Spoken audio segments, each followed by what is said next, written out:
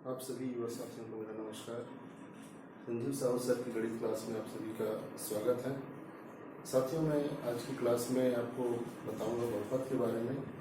और जैसा कि आप सभी जानते होंगे कि कक्षा 10वीं के विद्यार्थी को जानते होंगे कि अपने बहुपद के बारे में कक्षा 9वीं में कुछ जानकारियाँ दी हैं।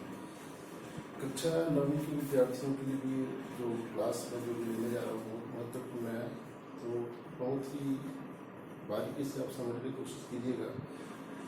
ये कोई बहुत कठिन चीज़ नहीं है बहुपद को समझना, आप स्टेप बाई स्टेप समझते जाइए। मैं भी कुछ चीज़ों के नाम ले रहा हूँ। बहुपद को जानने के लिए आपको इन चीज़ों को जानना जरूरी है। जैसे सामान्य संख्याएं आप जानते हैं जो अंकों से बना होता है, जैसे 1 2 3 4 और बहुत सारी ऐसी संख्याएं जिनका मान निश्चित होता है। एक का मान एक ही होता है, एक का मान कभी दो नहीं हो सकता, इसलिए उसको हम निश्चित संख्याएं बोलते हैं। और इसके बारे में इसमें आपको जानना होगा अक्षर संख्या क्या है। तो जैसे हम कहीं देखते हैं कि एक्स वाई जेड, इनका उपयोग संख्या के रूप में जब करते हैं तो इनको हम संख्या अक्षर संख्या कहते हैं। और इसमें तीसरी भी चीज़ है इसको आपको जानना है, वो है अक्षर संख्याओं से मिलकर बनी हुई एक और संख्या होती है जिसको हम बीजीय व्यंजक कहते हैं। तो इन 3 चीज़ों को आप जब जान जाएंगे तो बहुपद को आप आसानी से समझ सकते हैं। जैसे हम अक्षर सामान्य जो संख्या है उनको उपयोग कैसे करते हैं। जैसे किसी व्यक्ति की जो आयु है वो 5 वर्ष है या 10 वर्ष है, जिसको हम बोलेंगे कि एक निश्चित संख्या है, जिसको जैसे हम लिख सकते हैं, जिनको हम बोलते हैं अंक वाली संख्या है।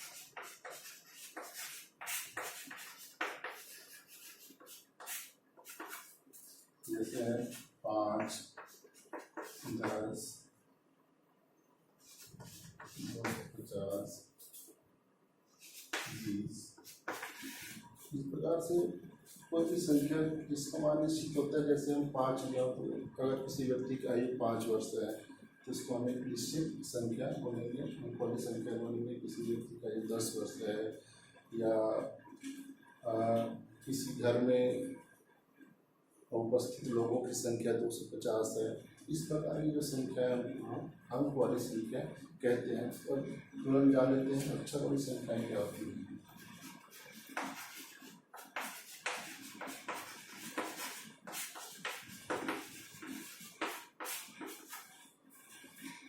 इसमें हम अंग्रेजी वर्णमाला के 26 अक्षर में से कोई भी अक्षर ले सकते हैं।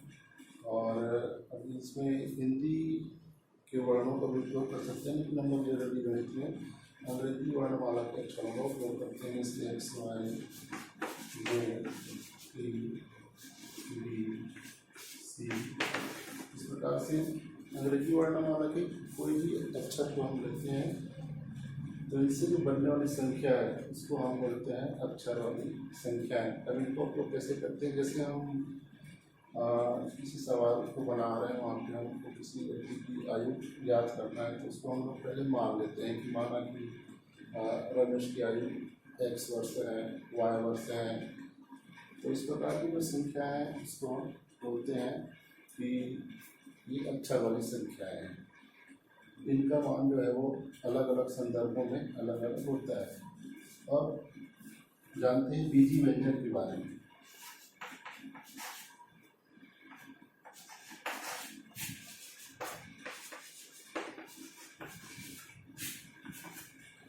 बीजीय व्यंजक क्या है? बीजीय व्यंजक जो है वो अक्षर वाली संख्याओं से मिलकर बनी एक नई संख्या है। इसमें अक्षर वाली संख्या और अंक वाली संख्या दोनों का भी मिश्रण हो सकता है। जैसे 2x धन y, 2x धन y, a धन b,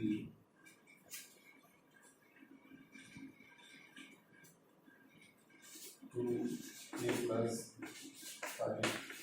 इस प्रकार की जो संख्याएं उनको हम बोलते हैं बीजीय व्यंजक। और इसमें बहुत सारे उदाहरण आप समझ सकते हो। जब आप उदाहरण देखेंगे किताब में, आप अपने टेक्स्ट बुक में देखेंगे तो इसमें बहुत सारे आपको और उदाहरण मिलेंगे। तो हम बोलते हैं बीजीय व्यंजक। इसमें आप देख रहे हो कि बीजी व्यंजक में हमने अक्षर वाली संख्याओं का उपयोग किया हुआ है। इनका उपयोग हम कैसे करते हैं, जैसे तो एक जनवार को आप देख लीजिए, समझने की कोशिश कीजिएगा। दो एक जनवार, तो हमारे पास मान लीजिए कि हमको ये पता है, हम ये कह रहे हैं कि किसी एक वस्तु, दो वस्तु है हमारे पास, एक वस्तु की जो कीमत है वो x रुपये है और दूसरे वस्तु की कीमत जो है वो y रुपये है। तो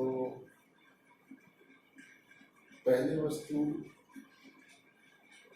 की जैसे वस्तु की जगह में आपने एक सेब ले लिया, यहाँ पे सेब ले लिया, यहाँ पे हमने संतरा ले लिया। x बराबर x जो है वो एक सेब की कीमत है और y जो है वो एक संतरे की कीमत है। तो दो इंसान y का मतलब क्या हुआ कि दो सेब और एक संतरे का मूल्य कितना होगा, तो वो इसके द्वारा हम उसको इंडिकेट करते हैं। अब इसके बाद हम जानने की कोशिश करते हैं कि इसमें आपको बीजी व्यंजक को समझने की बहुपद को समझने के लिए बीजी व्यंजक की कुछ और चीज़ों को आपको जानना होगा। बीजी व्यंजक के कुछ उदाहरण हम देखने की कोशिश करते हैं, जैसे 4 वर्गमूल 3/4 1 का वर्ग 4/3 घात। और कुछ उदाहरण लेता हूँ मैं, एडिशन 3 m-9 2p + q। और कुछ उदाहरण लेके देखते हैं, a धन b धन c x वर्ग धन 2x धन 3। अब इन उदाहरणों बीजी व्यंजक के उदाहरणों को हम देखते हैं। यहाँ पहले उदाहरण को देखते हैं, 4a वर्गमूल 3/4 a का वर्ग 4/3 पाई r घात। इनको हम बोलते हैं एक पदी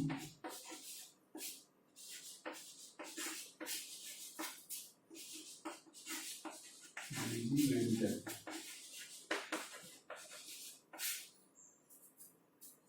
यहाँ पर हम देखते हैं x धन 3 m-9 2p + q।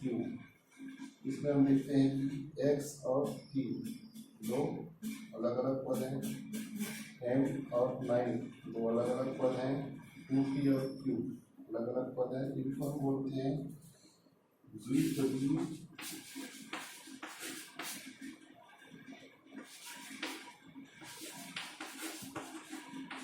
बीजी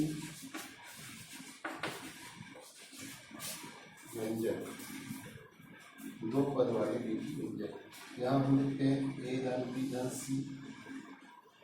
x² धन 2x धन 3। इसमें दोनों में 3 पद है, इनको हम बोलते हैं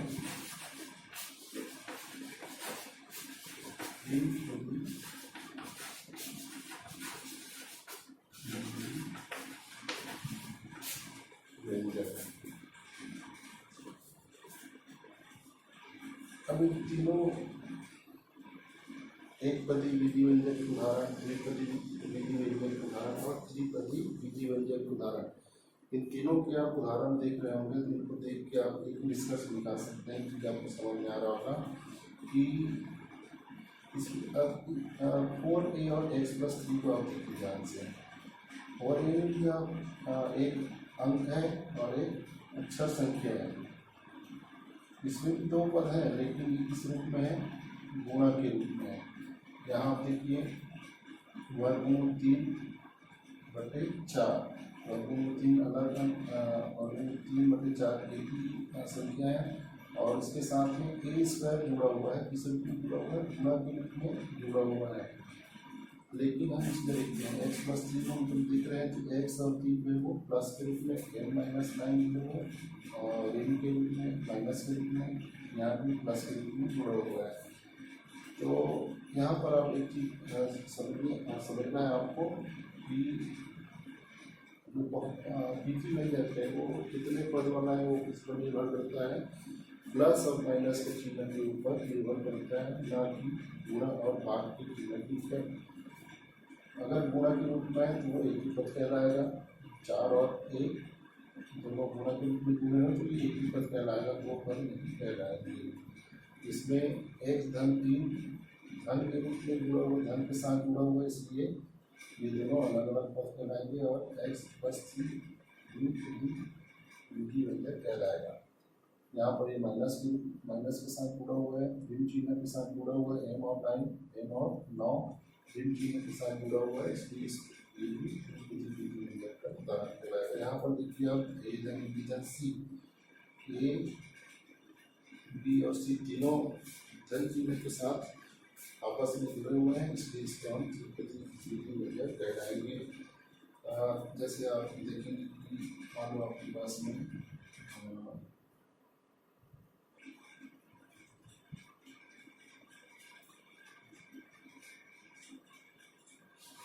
A into B बटे C, इस प्रकार का अगर कोई पद है तो ये कौन सा विधि व्यंजक कहलाएगा? A और B दोनों गुणा के रूप में जुड़े हुए हैं और C इन दोनों के भाग के रूप में जुड़ा है, तो ये भी एक पदी विधि व्यंजक कहलाएगा, ना कि द्विपदी या त्रिपदी। तो इस प्रकार से आप समझ गए होंगे कि विधि व्यंजक कितने पद वाला है, वो भाग और गुणा के चिन्ह पर निर्भर नहीं करता है, बल्कि धन और ऋण चिन्ह के ऊपर निर्भर करता है। चलिए हम विधि व्यंजक की कुछ और उदाहरण देखने का प्रयास करते हैं। यहाँ पर मैंने कुछ और उदाहरण लिखे हुए, देखिए x + 1/x y² + y/1/2 + 3 pq - 2p + घनमूल p और 3x होगा ऋण 1, 3x होगा ऋण 1। पहले जो मैंने कुछ उदाहरण दिए थे विधि व्यंजक की, एक पदी विधि व्यंजक, द्विपदी विधि व्यंजक, त्रिपदी विधि व्यंजक, इन उदाहरणों को आप ध्यान से देखिए और ये जो मैंने कुछ और उदाहरण लिखे हैं ध्यान से आप देखिए।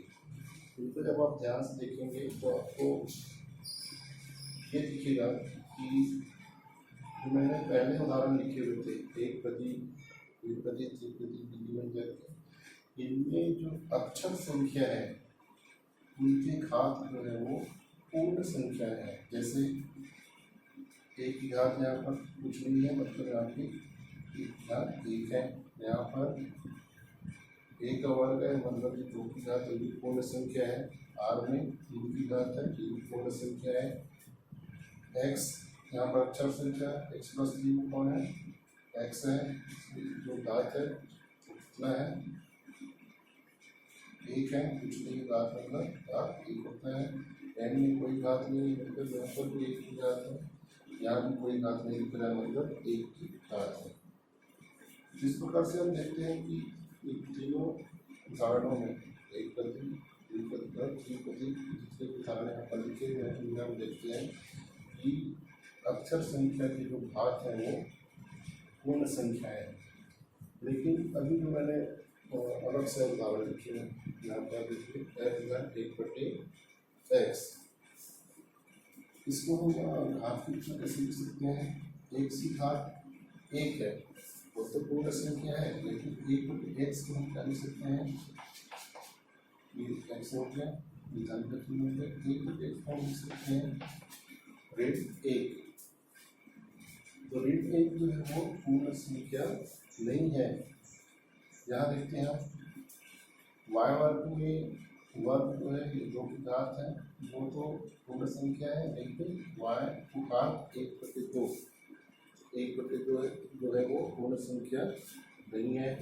वैसे यहाँ पर हम देखते हैं कि p घात में 3 की घात ये पूर्ण संख्या है, p को कोई घात नहीं दिख रहा है मतलब 1 की घात है, ये भी पूर्ण संख्या है, लेकिन घनमूल p का मतलब होता है जानते हैं घनमूल बराबर होता है c प्लस 1/3। हम इसको लिख सकते हैं। इसका मतलब इसकी जो घात है वो 1/3 है और 1/3 पूर्ण संख्या नहीं है। ठीक इसी प्रकार से 3x की घात ऋण 1 में भी x की घात ऋण 1 है, और ऋण 1 पूर्ण संख्या नहीं है। तो इन सभी उदाहरणों में उदाहरण लिखा हुआ है, इन उदाहरणों में हम देखते हैं कि जो अक्षर संख्या है उनकी घातें जो है वो पूर्ण संख्या नहीं है। अब हम बहुपद की ओर प्रवेश कर रहे हैं, इसलिए यहाँ पर आप बहुत ध्यान से समझिएगा कि जितने उदाहरण कि मैंने एक पदी, द्विपदी और त्रिपदी जितने उदाहरण दिए, इस प्रकार की जो बीजी व्यंजक होते हैं जिनमें अक्षर संख्याओं की घात, ऐसे बीजी व्यंजक जिनमें अक्षर संख्याओं की घात पूर्ण संख्या का मतलब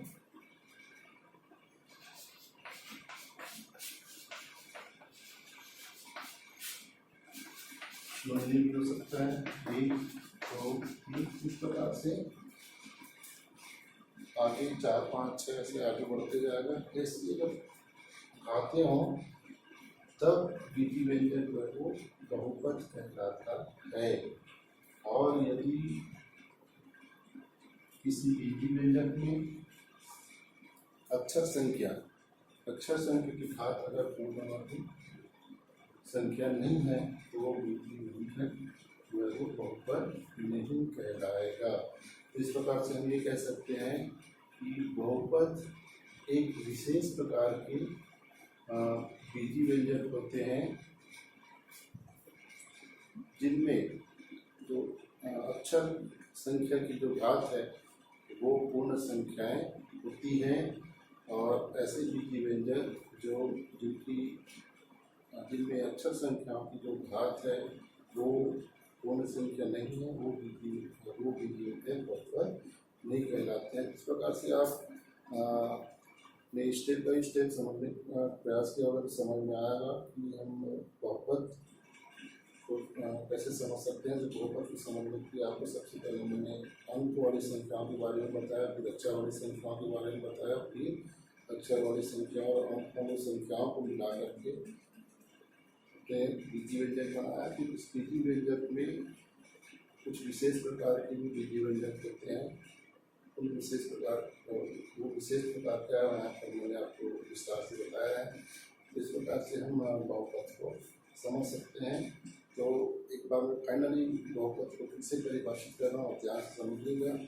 बहुपद ऐसे विशेष प्रकार के बीजी व्यंजक होते हैं जिनमें अक्षर संख्या की घात पूर्ण संख्या हो, तब हम उनको ऐसे बीजी व्यंजकों को बहुपद कहेंगे।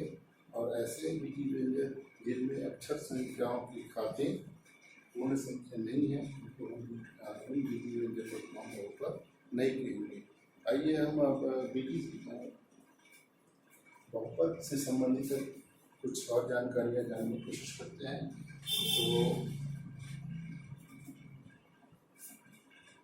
और यहाँ पर ये जो बीजी व्यंजक है वो बहुपद के उदाहरण नहीं है, और हमको आगे बहुपद के बारे में पढ़ाई करनी है, इसलिए मैं इन उदाहरणों को मिटा देता हूँ। और बीजी व्यंजक से बहुपद से संबंधित जो विशेष गुण हैं उनके बारे में जानने का प्रयास करते हैं। तो इसमें सबसे पहला तो है बहुपद के पद। तो किसी भी बहुपद में कितने पद हैं वो बिल्कुल आप उसी तरीके से जान सकते हो जिस तरीके से आपने बीजी व्यंजक के संदर्भ में जाना था। कैसे जाना था कि बहुपद में कितने पद हैं किस पर निर्भर करेगा, वो उस बहुपद में धन चिन्ह और ऋण चिन्ह के ऊपर निर्भर करेगा, न कि गुणा और भाग के चिन्ह पर निर्भर करेगा। जैसे ये बीजी व्यंजक लिखे हुए हैं, ये बहुपद की उदाहरण है। इसमें किसी सहायता से आप इससे बहुपद के पदों के बारे में आप जान सकते हैं। जैसे इसमें एक पद है, इसमें बहुपद की एक पद है, बहुपद की एक पद है। ये दो द्विपदी बहुपद है, द्विपदी बहुपद है, द्विपदी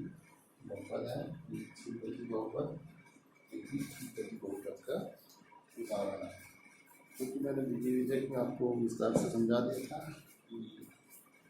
कब एक पर होता है, कब तीन पर होता है, कब तीन पर होता है। उसी प्रकार से आप बहुपद की संख्या समझ।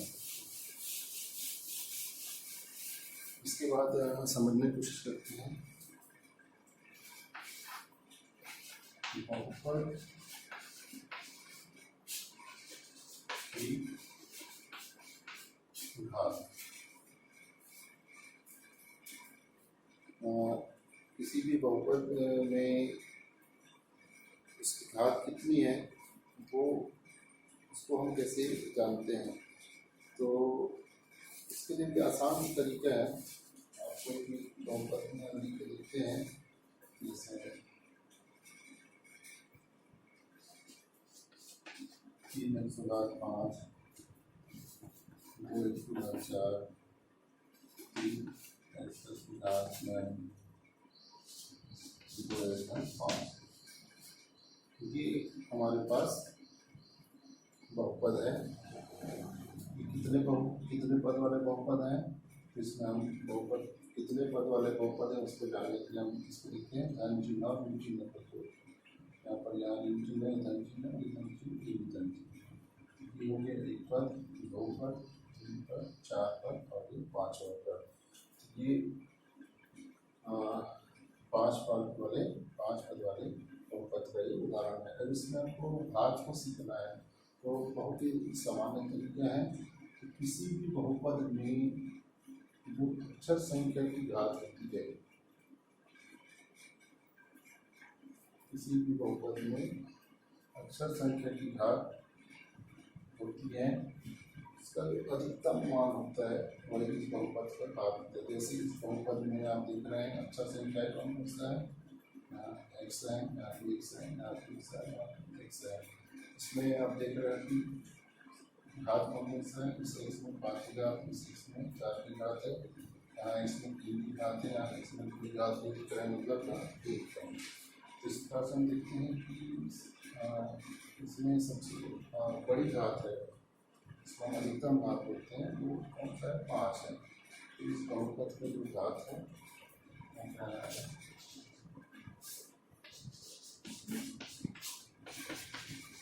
बहुपद में घात का मान कितना हो जाएगा, 5। कुछ और उदाहरण देख लेते हैं। जैसे हमारे पास एक बहुपद है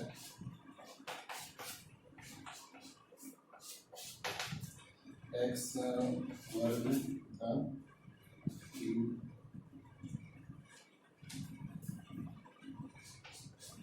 उदाहरण ले लेते हैं 5 y